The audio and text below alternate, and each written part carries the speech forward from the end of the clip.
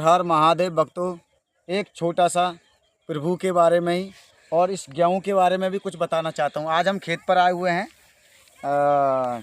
हमारा उद्देश्य था कि हम भी थोड़ा रमण कर लें, तो इसीलिए हम यहाँ आए हुए हैं। तो ये आपको दिखाता हूँ कि ये गेहूं का पेड़ है। ये पेड़ है गेहूं का। जैसे लोग कहते हैं कि हमें तत्काल में जो फ़ायदा मांगते हैं प्रभु से कि हम आज आए और हमें कल ही लाभ मिल जाए भोले से या किसी परमात्मा से, तो परमात्मा के लिए भी हमें वेट करना चाहिए, उस पर भरोसा करना चाहिए। तो किस तरह से आपको उसका उदाहरण बताता हूँ कि जैसे हमने ये गेहूं की फसल बो दी, तो गेहूं की फसल बो दी, हमने अनाज डाल दिया इसमें और ये इसका ये पेड़ उग गया। अब पेड़ उगने के बाद अब तुम क्या हो कि 10 दिन में ही इस पर गेहूँ लगने लगें और 10 दिन में ही हम इसको निकलवा लें और अनाज अपने घर में ले जाएं, तो इसको भी तो समय चाहिए। तो इसीलिए से प्रभु भगवान के लिए भी हम आस्था जुटाते हैं, तो उसके भी लिए हमें थोड़ा समय देना चाहिए। क्योंकि समय से क्या है, प्रभु चाहें तो समय को भी बदल सकते हैं, मगर हमें उस पर बाबा पर भरोसा होना चाहिए। क्योंकि भरोसा जिसने कर लिया उसने परमात्मा को ही जीत लिया। तो हमने भरोसा किया तो हमने अपने परमात्मा को जीत ही लिया। 15 साल तो लगे मगर हमने जीत लिया। इतना 15 साल तो ये मुश्किल ही दे पाएगा आदमी, मगर इंसान 1 साल भी बहुत कठिनाई से दे पाता है। इंसान को अगर लाभ ना मिला तो इंसान तरह तरह के बदलाव कर देता है। तो मैं आप लोगों को यही बताना चाहता हूँ कि प्रभु ने हमें बनाया और काल को पैदा किया और यमराज को पैदा किया। कुल मिलाकर राक्षस, देव, दानव, मानव, ये पूरे संसार में सबको ही मेरे प्रभु महादेव ने पैदा किया।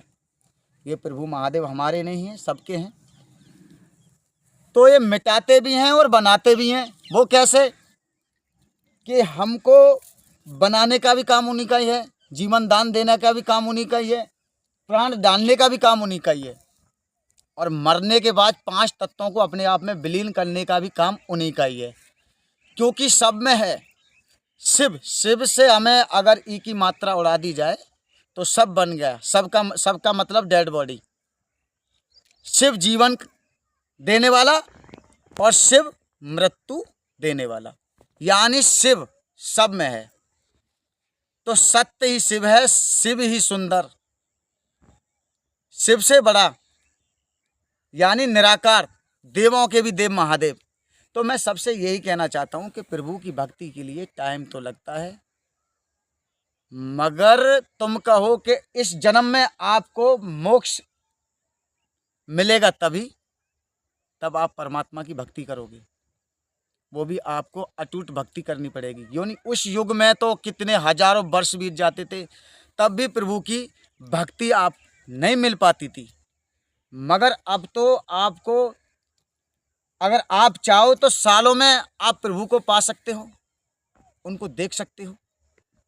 मगर इंसान क्या है कि 95% तो इंसान मोह माया में पड़ा हुआ है और 5% भक्ति लाइन में पड़ा हुआ है। अगर इंसान परमात्मा में पड़ा हो तो ये बीमारी क्यों हो, हॉस्पिटल क्यों इतने भरे हुए पाएं, पैर रखने की जगह नहीं मिल पाती हॉस्पिटलों में, इतने मरीज, इतने परेशानी में लोग रहते हैं, फिर भी अपना दारू, मांस, इनका सेवन करना नहीं भूलते हैं। मगर ये चीज़ें हमें नहीं शोभा देती। हम लोगों को अच्छाई का मार्ग अपनाना चाहिए और प्रभु के दान में रहना चाहिए। हर हर महादेव।